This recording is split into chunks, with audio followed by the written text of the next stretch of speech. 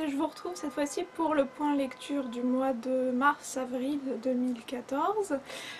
Donc bon, comme je vous avais dit la dernière fois, j'ai pas beaucoup lu dans mes temps personnels. Donc forcément, ce que j'ai lu c'est Divergente, le tome 1. Le film étant sorti, ça je pouvais pas faire l'impasse dessus. Qu'est-ce que je vais vous dire sur ce livre parce qu'on en a tellement parlé. Donc forcément, super dystopie. Personnellement, j'ai pas l'habitude d'apprécier les dystopies, c'est-à-dire que j'ai lu Hunger Games, que j'avais bien aimé, sauf le tome 3, mais ça c'est... voilà, j'ai pas du tout aimé la fin. Et ensuite, les autres dystopies que j'ai lues m'ont laissé un goût un peu... je sais pas, de bâclé ou de quelque chose de... Voilà, c'était pas tout à fait ça, donc j'en ai conclu que c'était pas forcément mon genre de prédilection. Mais avec ce premier tome de Divergente, j'avoue que j'ai été agréablement surprise parce que ça se lit très très vite. C'est écrit de façon très fluide, peut-être un peu trop simpliste. Voilà, ça a été quelque chose que j'ai remarqué. Je me suis dit, mince, c'est vraiment écrit pour des enfants, hein, c'est pas... C'est des phrases qui sont tellement courtes, sujet, verbe, complément, qu'on se dit, bon ça va, elle s'est pas trop foulée pour le style. Ça c'est quelque chose. Donc voilà, c'est d'une façon un peu ambivalente. Certes c'est bien écrit, mais peut-être un peu trop simple. Après au niveau de l'action, on est embarqué dedans, on a vraiment envie de savoir qu'est-ce qui va se passer. On peut plus lâcher le bouquin, hein, ça c'est clair. Donc Véronica Roth, hein, donc l'auteur, a vraiment un don, c'est sûr, pour accrocher son lecteur. Donc est-ce qu'il y a vraiment encore besoin que je vous raconte de quoi ça parle? C'est l'histoire de Béatrice, ou Trice, qui vit dans un monde post-guerre, parce qu'apparemment il y a eu une guerre, donc à Chicago. Il y a eu une guerre il y a 100 ans, et depuis, pour apparemment apaiser les tensions, toute la population est divisée en différentes factions, à savoir en fonction de leur caractère. Donc vous avez les altruistes, vous avez les fraternels, vous avez les sincères, vous avez les audacieux. Et il y en a un autre. Et les érudits, voilà.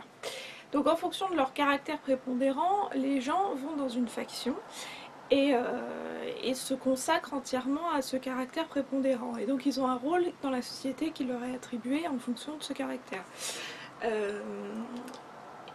Ce qui va se produire, c'est que bon, Trice, le jour de son évaluation, donc il passe un test, hein, on leur injecte un sérum, et il passe un test sous forme d'une simulation, qui va leur indiquer la faction pour laquelle ils sont le plus enclins à aller.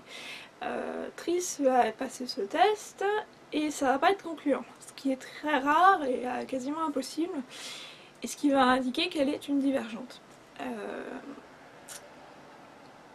Néanmoins, le jour de la cérémonie du choix, donc du choix où ils vont déclarer dans quelle faction ils peuvent aller, parce qu'il y a quand même un peu de libre arbitre, elle va décider de quitter la faction de ses parents, dans laquelle elle a été élevée, à savoir la faction des altruistes, pour aller chez les audacieux. Parce qu'elle les a toujours admirés, elle a toujours admiré leur tempérament sanguin, leur façon d'être... voilà, de laisser parler leurs émotions, de faire ce qui leur plaît, enfin voilà, en apparence. Hein. Donc elle va aller chez les audacieux. Et en parallèle, bah, on va trouver une guerre de pouvoir entre deux factions qui sont les audacieux, pardon, qui sont les altruistes, puisque les altruistes sont désignés pour être au gouvernement, puisqu'ils veulent par nature le meilleur pour autrui, et les audacieux décidément j'ai du mal, et les érudits, qui eux passent leur temps à faire des recherches, à être toujours plus intelligents, et qui se disent mais on est les plus intelligents, on sait tout, donc c'est nous qui devrions être au pouvoir. Et donc ils vont commencer à batailler comme ça entre eux, et on va s'apercevoir que finalement il fait pas bon d'être divergent dans ce monde, parce que vous ne pouvez pas être contrôlé par le pouvoir en place. Vos réactions ne sont pas aussi prévisibles que peuvent l'être toutes les autres personnes qui sont déjà dans des cases bien définies. Et donc forcément vous êtes un esprit libre et ça représente un danger pour le pouvoir. Donc la pauvre Triss, elle va être obligée déjà de s'adapter à sa nouvelle faction qui est celle des audacieux, donc vous allez la suivre tout au long de son initiation pour rentrer chez les audacieux. Et ce qui va franchement pas être du gâteau parce qu'on s'aperçoit que c'est très physique chez eux.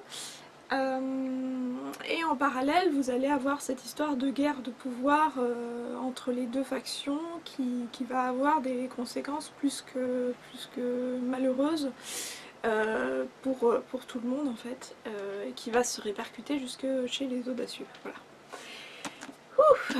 Grosse chronique pour ce livre. Bon, alors c'est le tome 1. J'avoue que le tome 1 donc, se termine de façon assez punchy. Il y a 3 tomes. Le tome 2 est déjà sorti et le tome 3 sort en mai, il me semble. Voilà, donc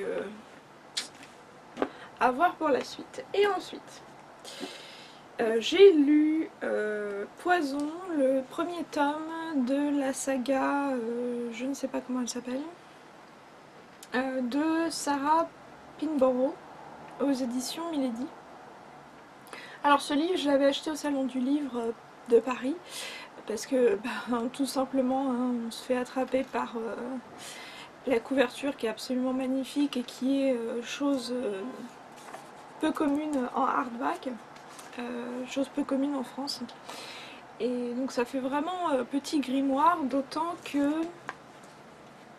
chaque chapitre est illustré en fait avec, vous voyez, des belles illustrations en face du début de chaque chapitre, et donc ça c'est super joli.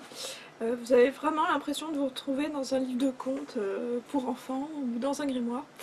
Alors ce que ça raconte, c'est l'histoire de Blanche-Neige revisitée du point de vue de la méchante sorcière.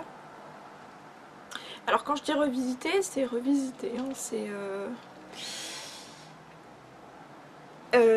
comment dire, si vous êtes vraiment attaché au dessin animé de Disney, etc., vous allez avoir un souci avec ce livre parce que il va y avoir beaucoup de libertés qui vont être prises par rapport à la tournure des événements.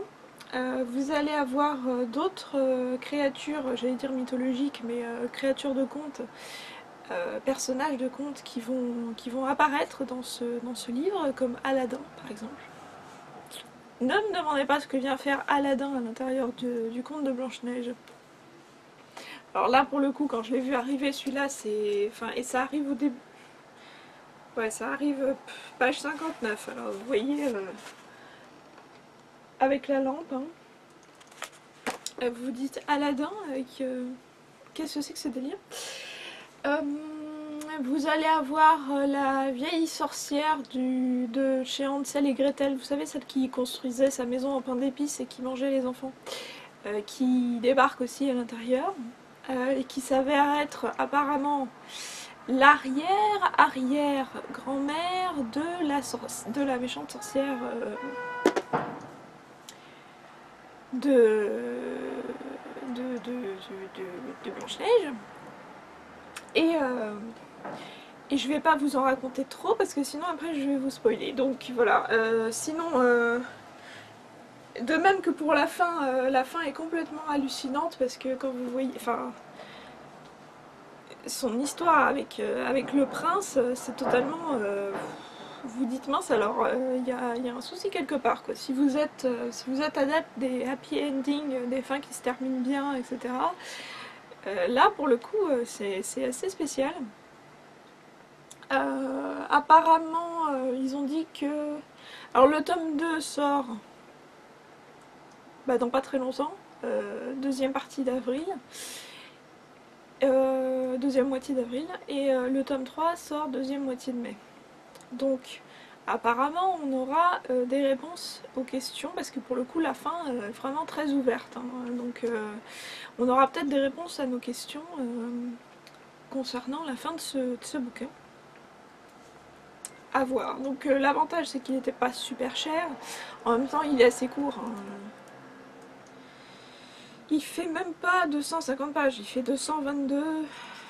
Ouais, 222 pages. Donc voilà quoi, il était pas cher mais en même temps c'est pas un livre super épais. Voilà, donc c'était mes deux lectures personnelles pour cette petite période. C'est pas énorme, je sais, mais bon voilà, c'est comme ça. J'espère que je vais pouvoir lire un peu plus pour les mois suivants, un peu plus pour moi-même. Et donc voilà, et j'espère que je vais retrouver de bonnes lectures aussi. J'espère que vous lisez de bonnes lectures, que vous avez fait de belles découvertes. Et je vous dis à très bientôt pour une nouvelle vidéo. Salut!